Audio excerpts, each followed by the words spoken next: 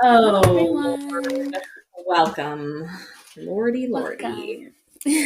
Welcome to episode 34 Whoop, whoop. of Girls Gone Spooky. Girls Gone Spooky. Girls Gone I'm Spooky. Em. Just And I'm Olivia. we haven't If introduced you don't ourselves in a know, while. I know that's true, huh? We just kind of jump right in. Yeah.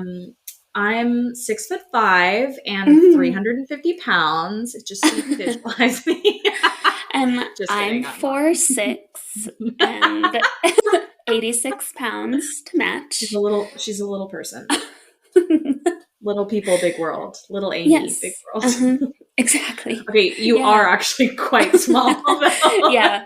You're not 4'6", but I'm not that much taller than that, really. I feel like that's a big jump, though, at that height. Like, that difference is actually huge. Yeah. It's like when you're 10 years old and somebody else is at 16. It's like a huge difference. Big jump. Big jump. Well, we are talking about some weird places, not specific to one location, but just like weird. How would you even categorize this? Like unexplainable phenomena. Yeah, I think that's perfect. Yeah, inexplicable. Is unexplainable a word? I have always wondered that because I hear people say unexplainable, but I always say inexplicable.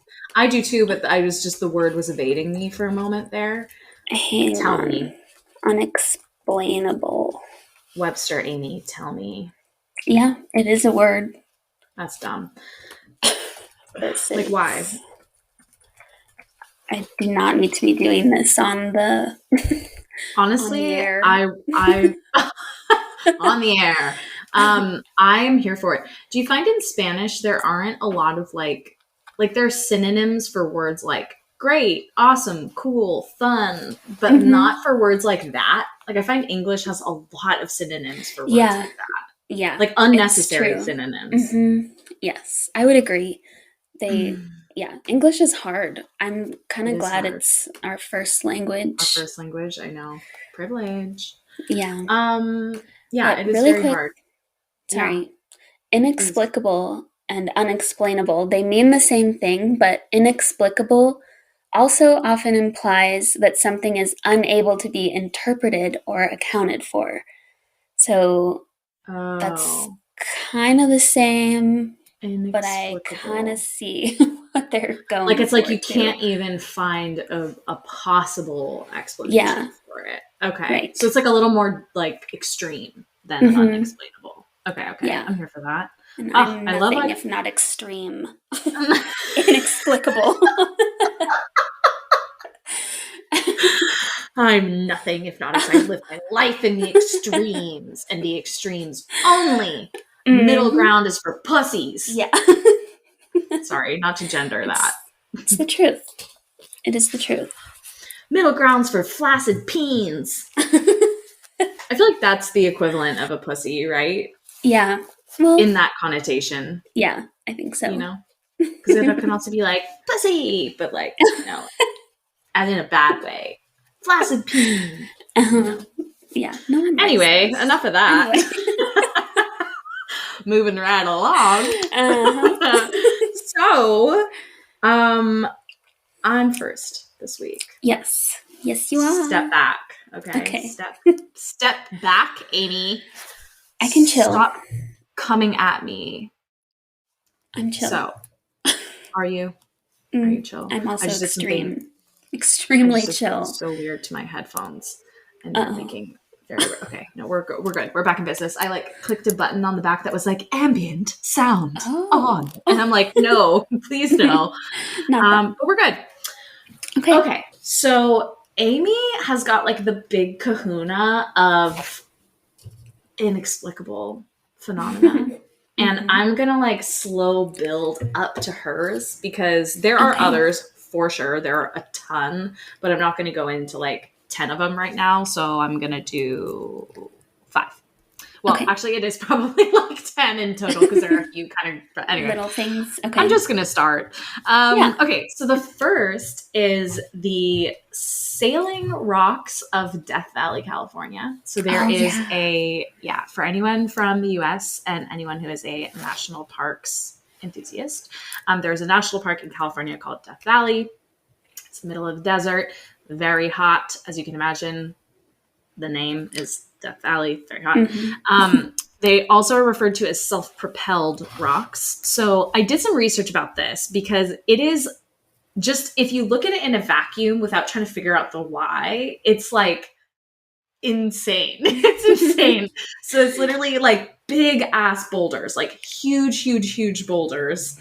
And they just like fly kind of across the landscape. Yeah. That's And so strange. so strange. And you can see their like footprints kind of like along the way. Like it's just like in the sky when an airplane passes over and there's the tail. It's like that. Yeah.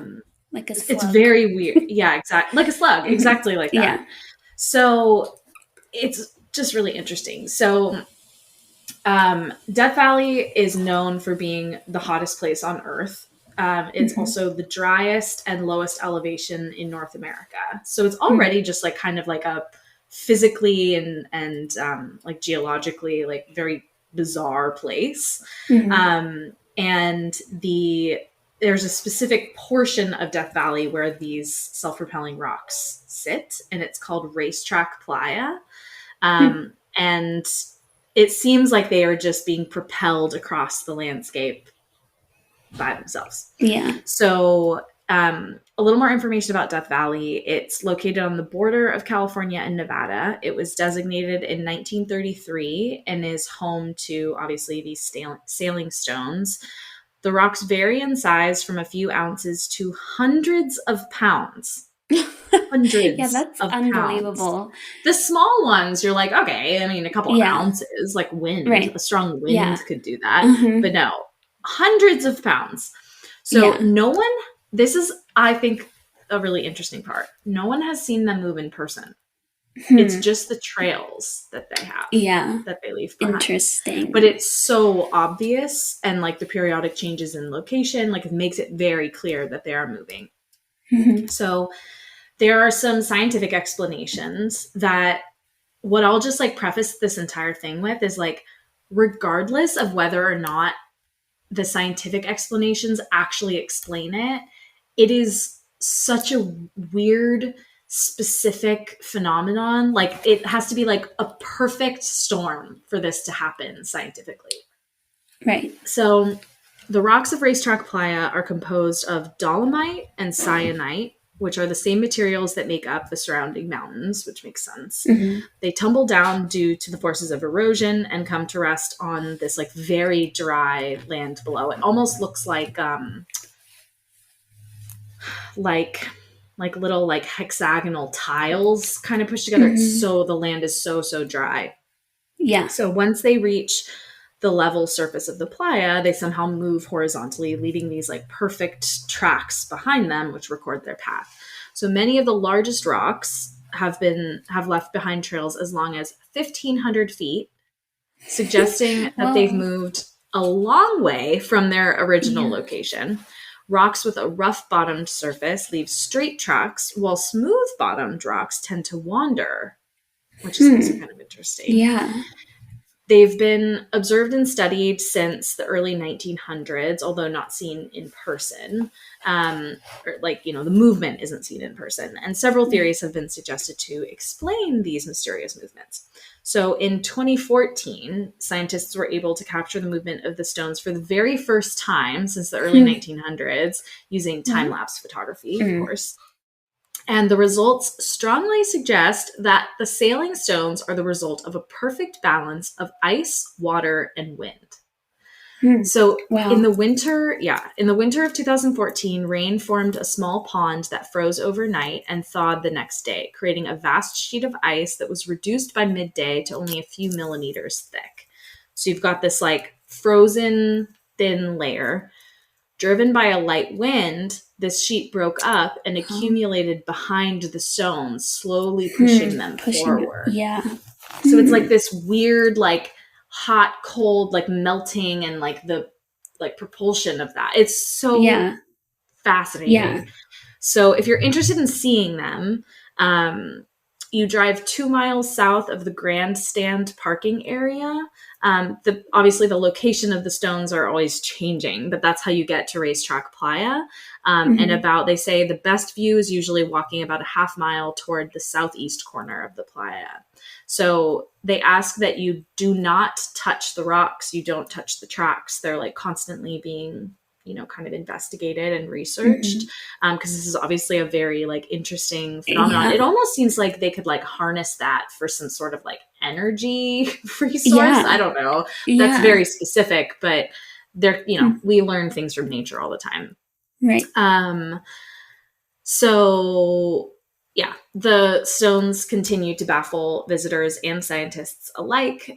We think we know why this happens, but there's no like firm, answer for it. Answer. So it's interesting because it's like, it's not like the way I think about it isn't so much like, oh, there's a ghost that like picks it up and tracks it, but it's more like that the earth, even like inanimate parts of the earth, are more alive than we like think they are, if that makes sense. No, it's a magical thought to think of the earth that way. Right? Yeah. Like it makes me think of like, this is going to be such a stupid comparison, but in Frozen, like how she manipulates ice and cold and all of that. And then there's that like, that voice from the unknown that's like calling to her. Yeah. And it's like carried on the wind. It's like something like, it's got like a Pocahontas like kind of vibe, like minus the, probably like raping and pillaging. Yeah. But talk about the real story, not the Disney story. Right. I don't know. I just found it to be very interesting. Definitely. And it's funny that you bring up Frozen because my first thought was in the end of Moana. Have you seen that movie? Yeah. With the beautiful, like, green goddess who comes to life. And I love that movie. Like, I know. It's excellent. No, it's excellent. By myself. It's so good. Yeah. It's so beautiful. It's so good. It's so beautiful. Yeah. Amazing. So that, I really like that. That one feels like spiritual and like earthbound, like Pachamama kind of vibes. Yes. So those are the Sailing Rocks of Death Valley. I have a bunch of others that I'm just going to kind of touch on more quickly. The first one takes us to Poland. And this is called the Crooked Forest. You've probably seen photos of this, honestly. Yeah, really wild. So basically, it's a grove of very oddly shaped pine trees located in the village of, I'm so sorry, I'm going to butcher this. I don't speak Polish. Now Zarnowo. I don't know. Close enough. Near the town of Grafino, West Pomerania in northwestern Poland. It's actually a protected natural monument of Poland, which I didn't know. Yeah. It's a grove of 400 pines that were planted in this village around 1930. Whoa. This was like not that long ago. Yeah, no. And each pine tree bends sharply to the north just above ground level and then curves back upright after a sideways excursion of 3 to 9 feet or 1 to 3 meters for anyone on the metric system. Yeah. So it's like 9 feet. It goes, we'll post a picture on our Instagram, but it's like maybe an inch above the ground, the forest floor. Like it's so close to the ground. It looks like it should just fall from the weight of the tree on top. So it just seems like physically bizarre, but also like how'd they get like that, which is a big question. It's generally believed that some form of human tool or technique was used to make the trees grow or bend in this way, but the method has never been determined and still remains a mystery to this day. Also, you'd think we would know because it wasn't that long ago. It was 1930. Right. So someone would keep a record. Right. So it's speculated that the trees may have been deformed like this in order to create naturally curved timber for use in furniture or boat building, which is, kind of Yeah, it's a good reasonable. guess. Others surmise that a snowstorm could have bent the trunks, but there's very little evidence of that. Um, this just one like quick little side note, if you're interested in learning more about it, the forest was actually featured in season 1, episode 4 of the X, not EX, but just letter X explained on the History Channel, titled Unnatural Nature.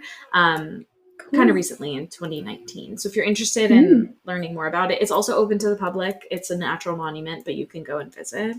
Yeah. So people will also call it the dancing forest, drunken trees, and then of course the crooked forest. So it's just kind of interesting. And again, this is another one that's very much like the earth being a little more like dance, like the idea of like a dancing tree. I just love that for some reason. And it makes me think too about like, when like ghost hunters and stuff will take out those like electromagnetic field detectors. Makes me think about that too, right? Because like electromagnetic fields, that's not woo woo, that's real. Like the planet has that. So you think, there's just so many different things. Like, what if there was some kind of like event on the sun that create, it's like there's so much we don't know or understand or like can't even really fathom that like on this one specific point on the planet was impacted. I don't know. So it's like, oh, it must be humans did it. It's like, actually could maybe not. Be. Yeah. So we don't do everything. Yeah. The trees are dancing and I love it. Yeah. I love mean, that idea. I'm sure you've heard of how root systems of trees and forests, like it's a communication pathway between all of them, which is incredible to think about. So maybe like beautiful, like they're social. Yeah. I don't know why they would adapt that way to live in that environment, but I don't know. They're telling each other. Maybe something to do with like seeking light in some direction at some point. But because if they were all planted at the same time, I mean, I don't know. It's very bizarre. Yeah. I like it. Interesting. So, let's see. Okay, so the next one on the list is called Bangar Fort. I'm probably butchering that name. I'm so sorry. It is a 16th century fort built in the Rajasthan state of India. It was built by Bhagwat Das for his younger son Madho Singh. It's located on the border of the Sariska Reserve in the Aravalli range of the Alwar district of Rajasthan. So if anyone is in India, that's where it is. There's a village kind of near to it that I'm not even going to try to pronounce because it would just be offensive. So this fort is located at the foot of hills on this like sloped kind of terrain. And there are ruins there of the king's palace that are located on this lower slope of the hills. There are trees surrounding the pond area that's there, and there's a natural stream that falls into the pond within the premises of the palace itself. It's actually quite close to Delhi. So it's like 146 miles or 235 kilometers for those of you on the metric system. And most of that area is pretty developed at this point. It's very close to obviously a major city. But that stretch of road leading up to the actual palace is unpaved still, which is kind of cool. Yeah. So this is where it gets interesting. So according to legend, a sadhu named Baba Balak Nath lived within the fort area. And this person was let me make sure I'm getting this right. I took these notes in a very weird way. So the like leader, the ruler at the time, lived within this fort area, and it was his injunction that any house built in the precinct of the fort should not be taller than his own, and if the shadow of any such house fell on his, it would result in the destruction of the fort town. So first of all, get your rulers out and just measure them, boys. Like, come on, like, move it along. And so that was like just one little like detail at the time that like people thought, oh, well, someone built a home taller, and so he just like destroyed the whole thing. Yeah. The other legend was that there was a wizard who was adept in black magic named Sinhai, and he fell in love with Ratnavati, who is a beautiful Bengal princess who had many suitors. And one day, and it sounds like is the daughter of Baba Balaknath. And one day, the wizard followed her to the marketplace and offered her a love potion. However, she refused it, throwing it onto a large rock that consequently rolled onto the wizard and crushed him to death. Whoa. Get it, sis? Yeah, she's like, not interested. Yeah. So a little bit funny, but also not funny. Yeah. But the whole thing is that before he died, he laid a hex on all of the inhabitants of Bangar. And so it's basically this like ruined, abandoned city that there's like no actual record of why. So it's almost like a much less dramatic, like Pompeii. You know what I mean? Right. It's like, what happened here? Like, why did this happen? So kind of interesting. And it's considered to be, as a result of this, one of the most haunted spots in India. So it's like very, I don't want to say like superstitious, but there's a lot of like, it's very spiritually charged there. And no one is allowed to enter after dark for that reason. And locals, even to this day, report deaths as a result of the curse. Wow. So like people will like just drop dead, like inhabitants of like nearby cities. Wow. So it's very bizarre. That is crazy. And I mean, I don't know if it's like lead in the water or something, but like there's something weird going on there. So that is Bangar Fort. Interesting. The next one takes us to Wales, the Skirrid Mountain Inn. So this is set between the rising fells and lichen-spotted stone villages on the eastern edge of Brecon Beacons National Park, which is Brecon Beacons, I guess, is Wales' lesser-known mountain range. It's in the south of Wales. The Skirrid Mountain Inn, which obviously is an inn, oozes with tales and stories of the Gaelic nation's past. So I think we should probably do a full episode on like Gaelic lore, because I think like it's so interesting. And I know we've done like the like Celtic thing, but like talking more about like druids, and there's just so much there. So I think we should like expand on that. So I won't go too deep into this, but some say that this inn was actually the gathering point of rebel fighters under the banner of Owen. Can't read Gaelic. No. Glindwer. I don't know. The hero of the Welsh. Yeah, thank you. Hero of the Welsh resistance against Henry the Fourth. Others claim that it was once a courthouse where criminals were not only condemned to death, but also hung, all under the command of the infamous so-called hanging judge, George Jeffreys. There is, in fact, still a swinging noose dangling from the rafters inside the inn. Okay. And there are a ton of ghost stories from the town, all over. So it's one of those just like weird places that they're like, what exactly was this place and why does everyone get bad vibes? Like, where are the bad vibes coming from? Wow. So that one's just like kind of a quickie, but I was like, it's actually like kind of cute from the outside. Just looks like a little quaint, like little stone bar. You would never suspect. Never. And then you're like, oh, never mind. Okay. Regret coming. So, yeah, exactly. So I have one more with 5 kind of rolled up.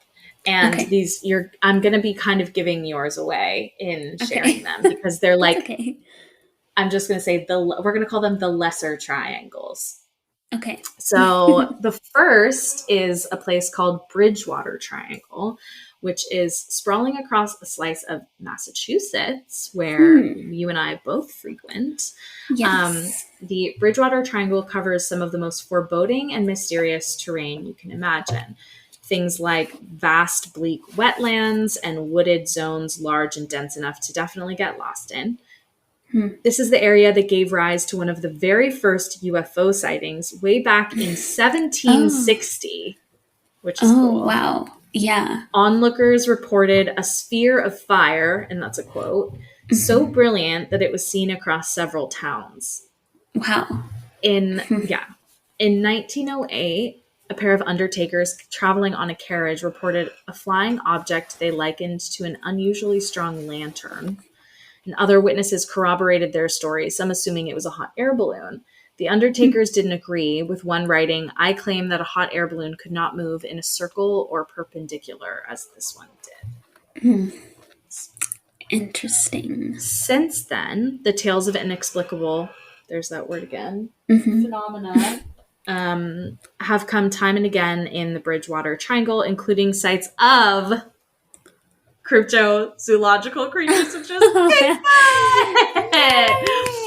He makes Bigfoot, and also appearance. he makes another appearance, and thunderbirds, which are huge flying animals of American myth. Cool. There have also been many reports of mutilated livestock. Aliens. Interesting. Or Bigfoot having a snack. Aliens. Yeah, maybe it is Bigfoot. That's true. We should give him that cred. Well, so that is number 1. That is Bridgewater Triangle. Okay. The next is Bennington Triangle.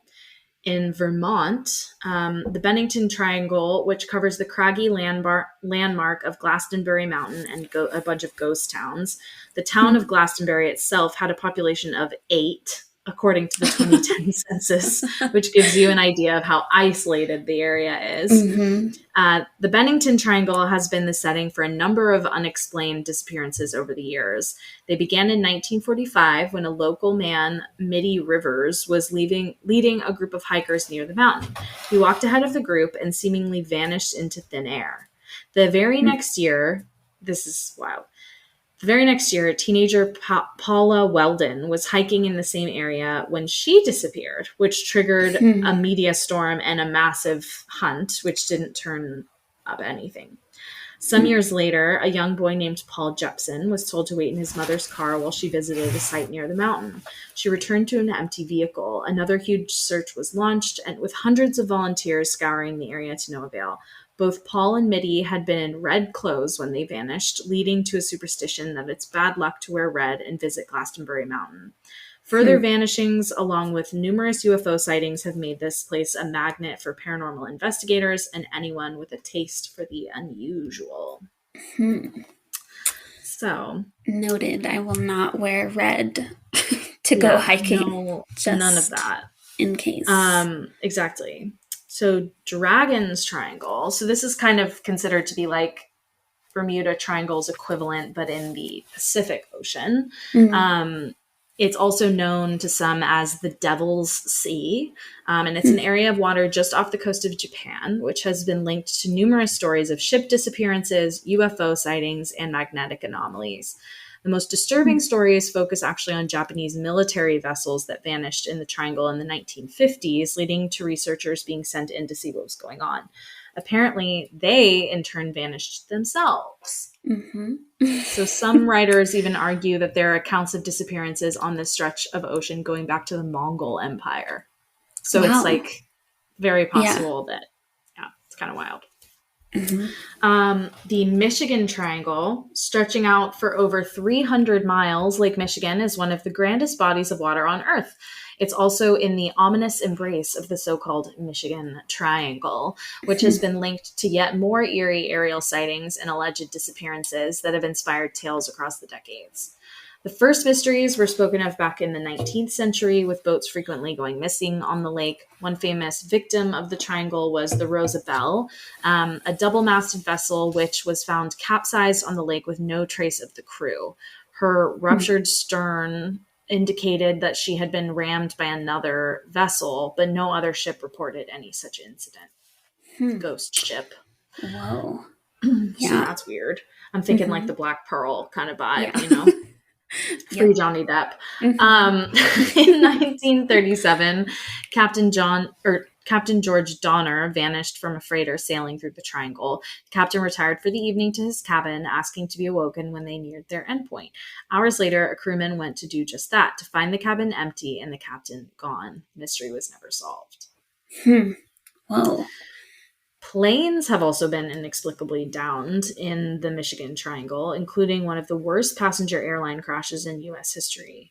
As with all such triangles, many will argue that the stories have been exaggerated by conspiracy mongers, but others will maintain that something very strange is indeed happening in these various hotspots around the world.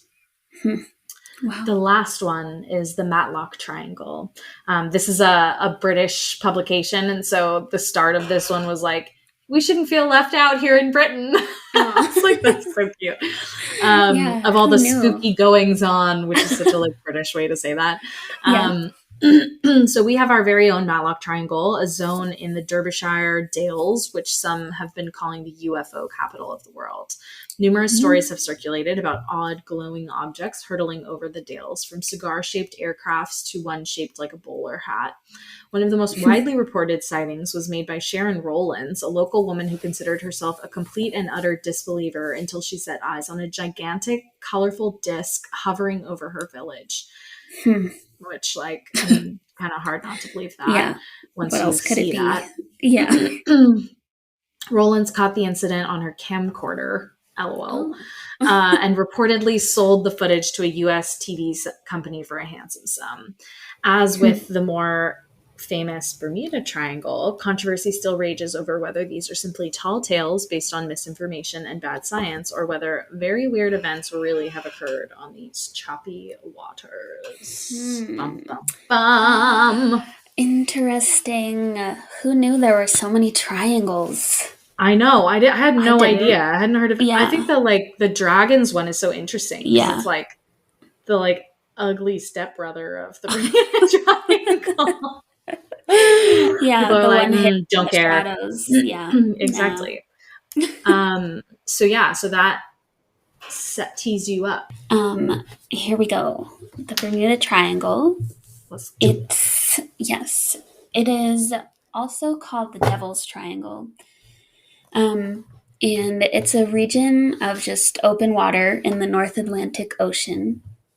And its exact boundaries are not obviously laid out because it's just water, but it is in a generally triangular shape with one point bordering the southeast US, basically Florida, the other at Bermuda, and the third near the Greater Antilles, which is Haiti, Dominican Republic, Jamaica, Puerto Rico, that section. And according to the History Channel website, more than 100 planes and ships have disappeared in the Bermuda Triangle, and some of these have never been explained. Over 100? Yeah, over 100. Whoa. So, before we get into those disappearances, some of them, I do want to acknowledge some geographical things about the Bermuda Triangle that maybe are a more rational explanation for why things disappear there. First, this area is known for frequent hurricanes and strong weather. Second, the Gulf Stream, which is a very strong ocean current, passes through the area. And third, the deepest point in the Atlantic Ocean is located within the Bermuda Triangle. It's called the Milwaukee Depth, and it reaches up to 27,493 feet deep. So that is kind of spooky in itself, honestly. Thinking about how deep that is, it's so deep. That freaks me out. Yeah, I love water and swimming, open, deep ocean. Yeah. What's in there? I know. You just don't know. And when you can't see past your feet, it's like anything it's just could dark. be beneath you. Yeah. But okay. So those natural phenomena could explain some of the incidents that are known to have taken place there, but it still has an air of mystery to it. And I think mostly that's because in some cases, not even a little bit of wreckage has been found from these ships and airplanes. Weird. So, yeah, and that includes, which I'll talk about in a second, a very large U.S. naval ship that there's no evidence of. What? Yeah. So, yeah, That seems right. And wild.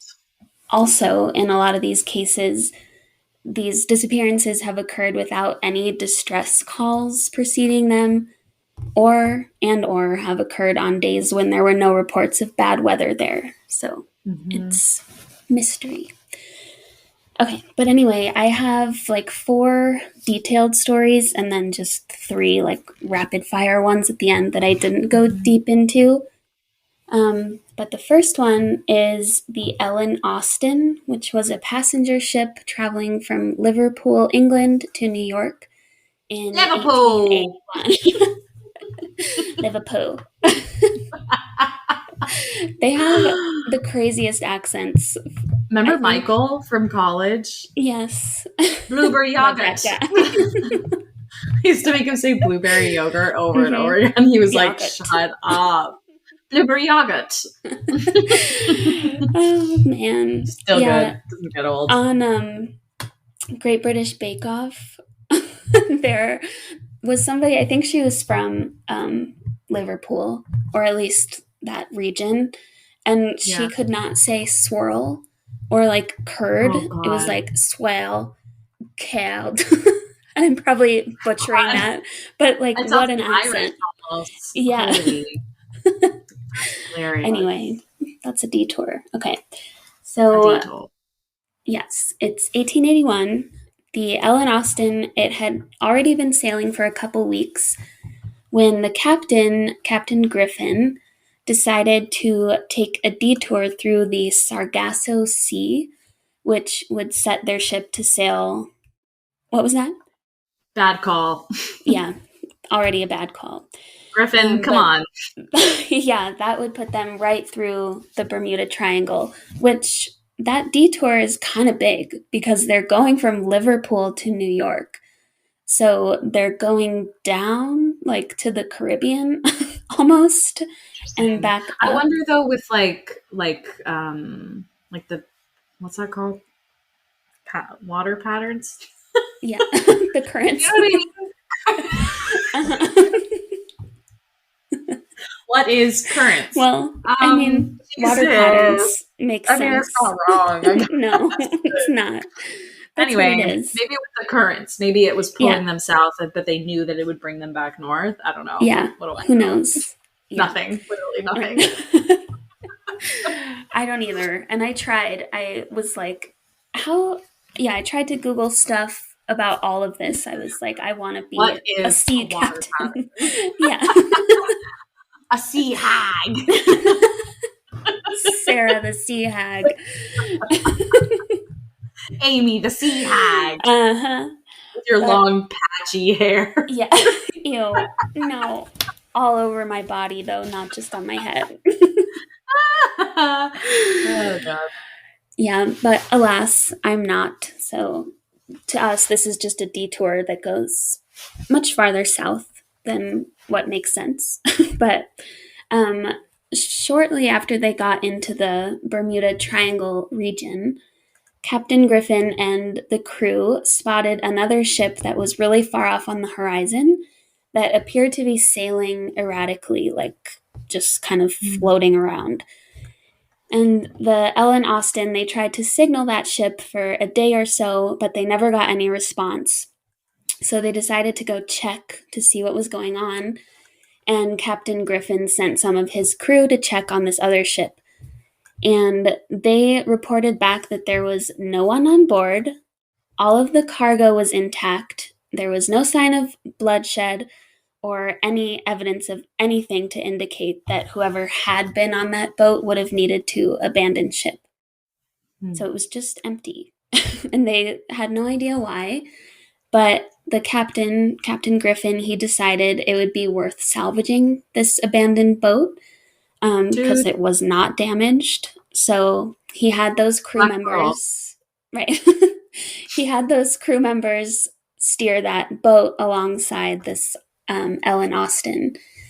So they traveled together for a couple days or so before they ran into a heavy storm and it separated them. But No.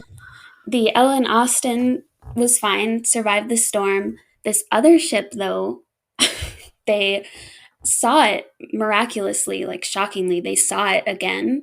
So they tried to signal it again and no response. Oh So when they no. went to check again, all of their No. crew members were missing. And No. again, it was still intact. The boat was still undamaged and the crew was gone. So, like, this is clearly Davy Jones, right? Like, taking them into his locker or whatever they call it. Don't you? Wait, I'm sorry. What? How are Yeah, you not having a more visceral reaction to this? I am. I did earlier when I Oh. was reading it. It's Okay, we have to do an bizarre. episode on Davy Jones. That is so Yes. weird. Yeah. I mean, the Davy Like, Jones there's thing is no. mine.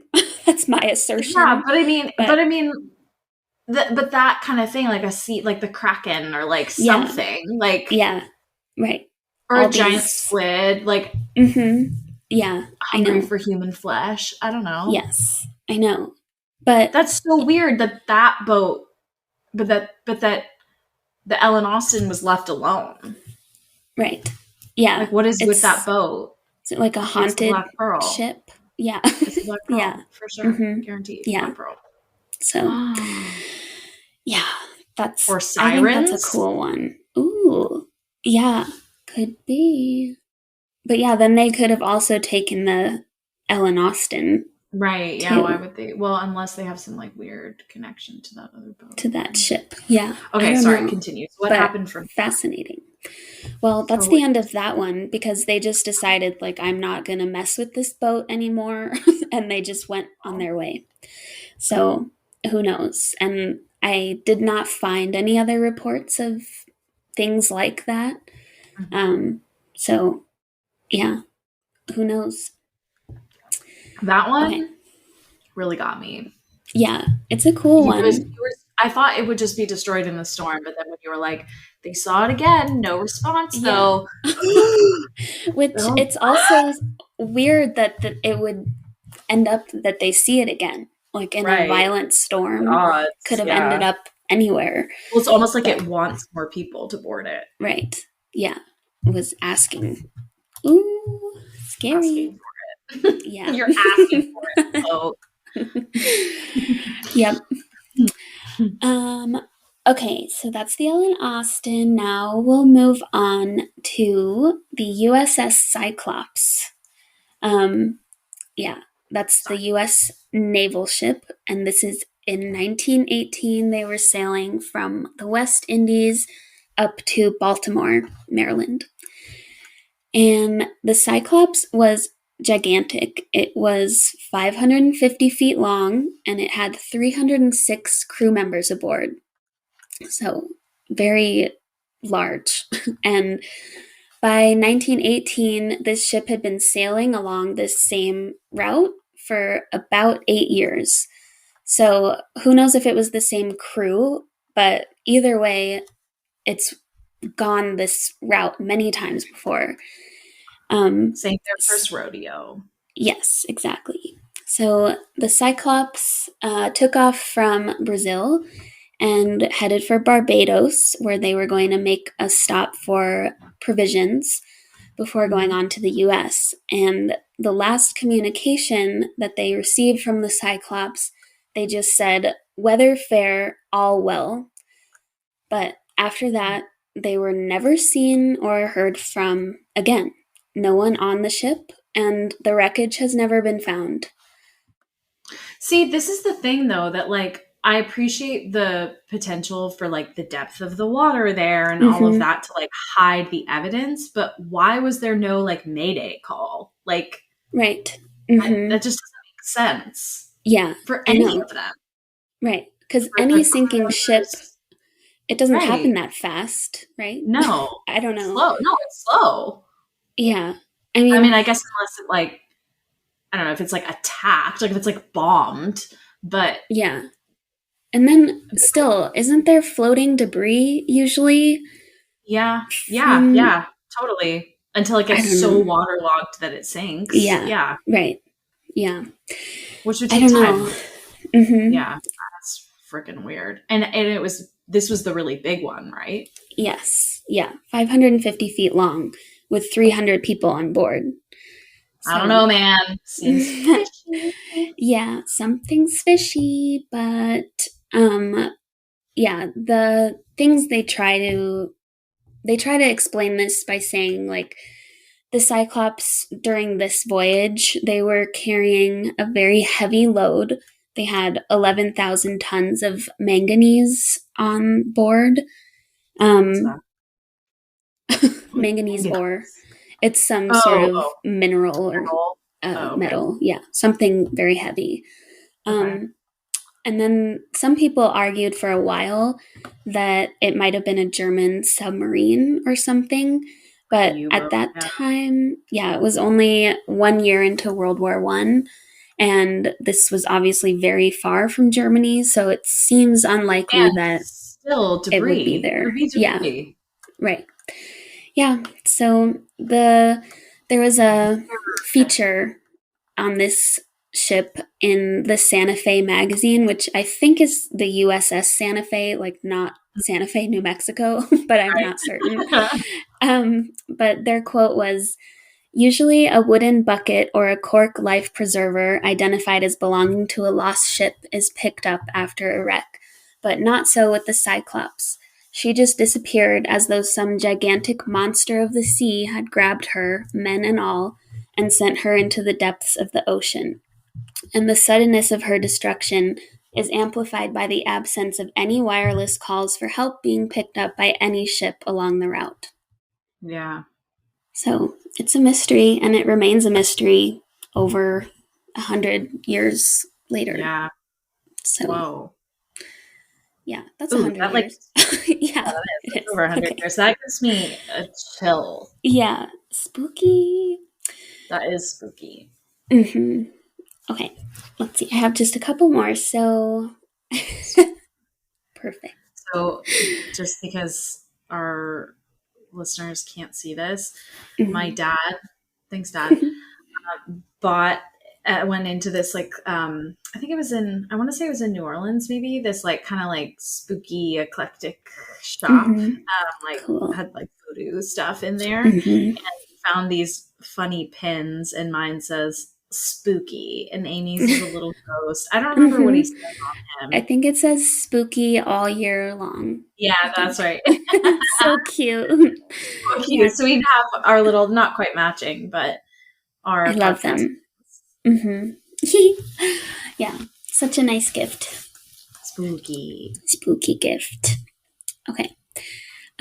So yes, another spooky incident was in 1967 when the captain of the Witchcraft, which is an interesting name for a boat, which is a 23-foot luxury cruiser, decided to go out with just one friend. So it was the captain and one friend. They wanted to go out, excuse me, and sail just off the coast of Miami, Florida, to look at the Christmas light displays from out on the water.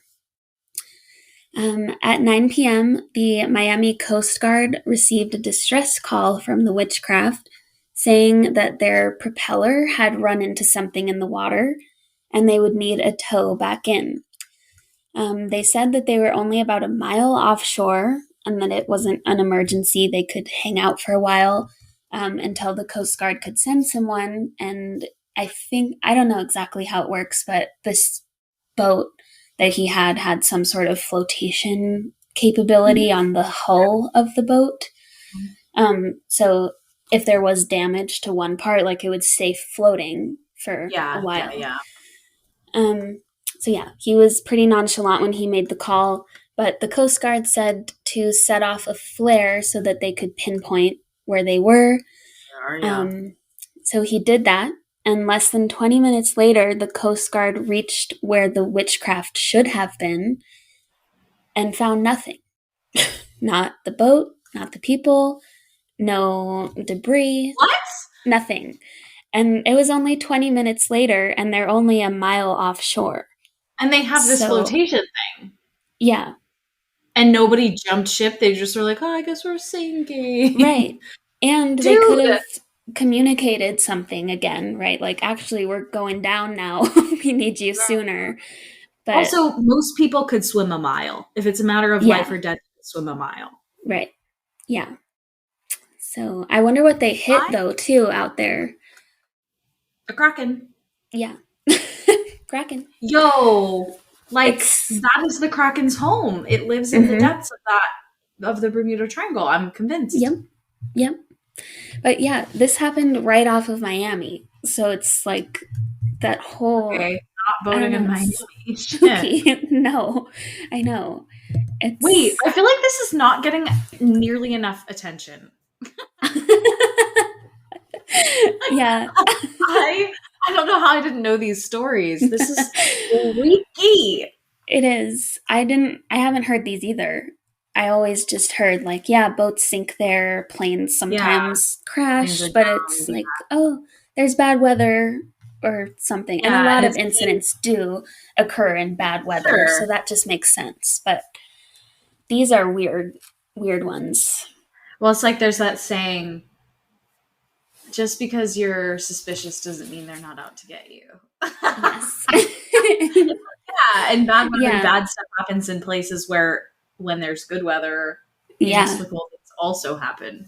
Right. You know, True. Yep. Spooky. that 20 minutes. And wait, tell me, Yeah. what was the date? When was that? It was around Christmas time, 1967. Okay, this is like So, recent. yes, and there are more recent ones too. Okay, keep going. I'm sorry. But yeah, those are the more recent ones I don't have too much detail about, but I'll just read them off at the end. This last, more detailed one is maybe the most notorious, they said, of the disappearances. And it is Flight 19 and the PBM Mariner that disappeared.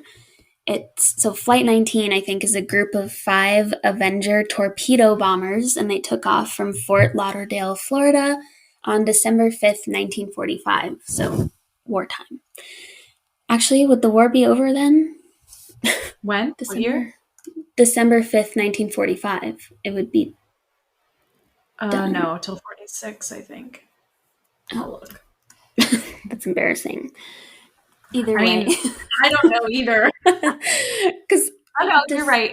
You're right. 45. It's 45. It's okay. September 2, 45. Okay, so I don't know what these guys are doing. I guess just running tests, maybe. Yeah. Who knows? But yeah, they were out flying, 5 of them. Lieutenant Charles C. Taylor, he was an experienced pilot, and as they were flying, he believed that his compass had started to malfunction and that they had been flying in the wrong direction. So he was obviously concerned. He contacted a Navy flight instructor who was also flying close to the Florida coast. And with the weather also growing worse at this time, Taylor decided to go against protocol and pointed his plane. Yeah, bad call. He pointed the plane toward the setting sun, which I also tried to look up why that would be against protocol and didn't find anything. So if anyone knows, that's. We're not friends with Chris anymore. He could tell us. Oh, Chris? Oh, yeah. That's true. Okay. I forgot who that was for a second. Well, he's irrelevant now. So. Well, we sorry liked him. if ever hears this. Sorry. But you are. Sorry and about I'm that. allergic to bell peppers for the record.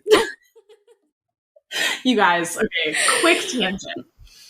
I have an ex-boyfriend who, I don't know, months, maybe a year after the breakup, was like, I'm in town, let's get lunch. I was like, okay.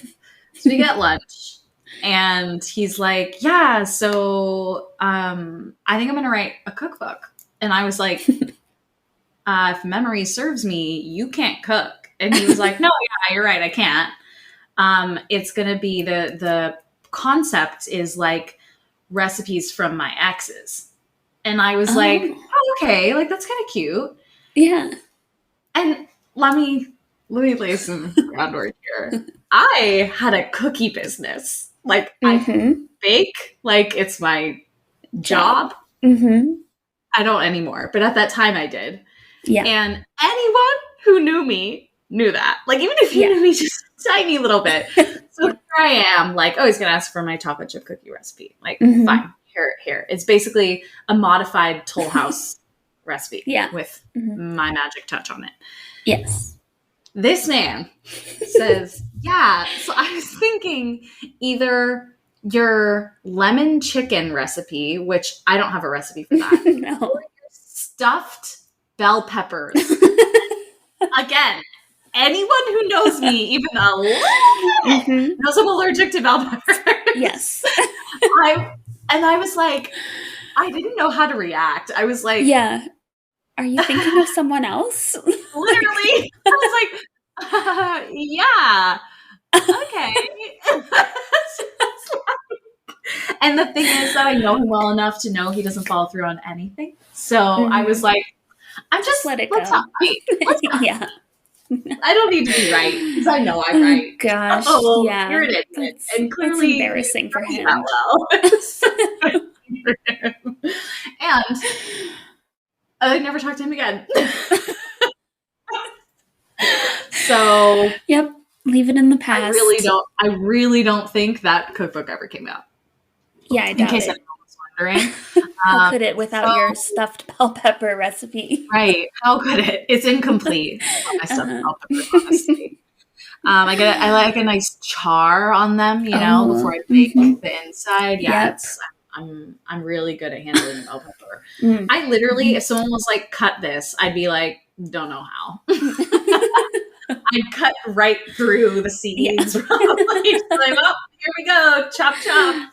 Oh well. So anyway, his dad was a pilot, and that's why I said we could ask him, but Yes. we don't speak to him now. So Yep. Okay. we'll not. Yep. And now we're back to the flying. All We're right. back. Here we are, full circle. Full circle. Okay. So yeah, he pointed the plane toward the setting sun. You're not supposed to do that. So yeah, he believed that they were somewhere over the Florida Keys. So Taylor, the captain, he adjusted the heading in an attempt to navigate the Gulf of Mexico. But the other pilots that were flying with him, they started to think this is a mistake. And some of them started to challenge why they kept flying that direction. And they said, okay, I really think we need to turn back and go west. But for reasons unknown, he once again turned the flight back around to go the way he was going, concerned that they were somewhere over the Gulf. And as they flew further and further away from land, their transmissions were harder and harder to hear come through, and they just eventually went away. And they were flying also for way longer than they were supposed to. It was supposed to be 3 hours, but they were going for hours and hours. So the crew were all getting concerned that they wouldn't be able to correct their navigation before they ran out of fuel anyway. And so in his last transmission that was recorded, Taylor told his men that once the first plane dropped below 10 liters of fuel, they would all ditch the planes together. And after that, the transmissions ended. So, certain that these flights had ditched into the ocean, the Navy immediately launched a search and rescue effort. So, two boats were scrambling, searching for this missing flight. But 20 minutes after they took off from whatever port they left from, one of these boats disappeared off the radar. And so neither the 13 crewmen or those 5 pilots, nor the wreckage of anything was ever recovered. So the rescue boat sank trying to recover these pilots. I can't with this. Yeah. And why are people not up in arms? Right. Yeah. Again, no wreckage for either of those disasters. So insane. Yeah, but okay, so that's that one. And then these were just from Wikipedia. So I did not confirm these sources, but the first one actually is in 1492 when Columbus sailed the ocean blue. Yep. There was, and yeah, this comes from him, Christopher Columbus. Fuck that guy, but also I mean, I'll never forget that little rhyme. Like, yeah, that it's jump rope perfect game. way to teach kids perfect. the date of that. Did you do that? Did you the Christopher Columbus sailed the ocean blue in 1492? The waves went over and over, No. Higher and higher and over they flew. It was like a double Dutch rhyme. Oh, yeah. At least that's how I learned it. I didn't learn it like in class, but I learned it from like schoolmates. Oh, that's fun. Yeah, no, I didn't do that one. I think we just, took the first part in 1492. Christopher Columbus sailed the ocean blue. And in 1492, October 11th to be exact, the journals from the crew of the Santa Maria reported seeing unknown lights in the sky while they were sailing in this region. So, aliens, perhaps? Aliens. Yep. And then another one, 2017, which I actually remember this. There was a Turkish Airlines flight that was forced to change directions from Havana, Cuba to Washington Dulles, so Washington, D.C., after they had mechanical and electrical problems over the triangle. And it was like they didn't really know why they were happening. They couldn't pinpoint a reason for the issues.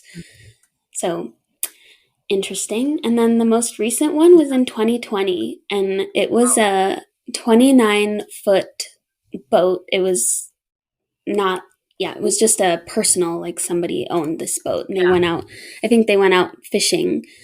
And there were 20 people on board. They were last seen departing on December 28th, 2020, and they never came back, and they still haven't been found, even after a search of I think they said hundreds of thousands of square miles have been searched, and they never found anything. So that's, yep. They took off from somewhere in Florida. I think I left that out.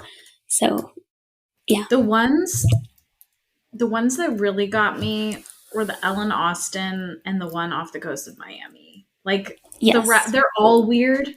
Mm-hmm. But I don't know, for some reason, I feel like I have this weird conception, maybe it's a misconception, that sea travel feels more reliable. You're not on the ground, but you're not in the air. Being in the air to me feels super vulnerable. Yes. And if it goes down, there's not necessarily going to be debris.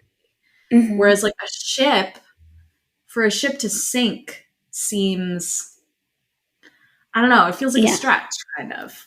For it to just sink out of nowhere. Planes go down out of nowhere, but I don't know. Yeah, I think it's harder. Human error could down a plane, where I don't know if human error could down a ship. I mean, I'm sure it could, but it would be slow. Even still, it would be slow. It seems like water travel is slow. Everything that happens, the good stuff, the bad stuff, getting to where you want to go or capsizing happens slowly. Whereas in the air, you're moving so fast, one wrong move and you're at the bottom of the ocean, or, it just seems, and I trust air travel, but I don't know. It just seems, that feels more okay, I can handle bad weather and whatever, the sun in your eyes, fine. Yeah. But the boat stuff is Kraken. There's a Kraken and it's there. Or Davy Jones. Or Davy Jones. Okay, we need to do an Under the Sea episode because Sirens, Kraken, Giant Squid, Davy Jones. Yes. Yeah. Should we I'm do that sure next there week? are other ghost ships too, 100%. somewhere. So, okay, we're doing this next week. It's done. Okay. Yeah, that sounds good. Ooh, yeah, so that's the Bermuda Triangle. Creepy. Wow.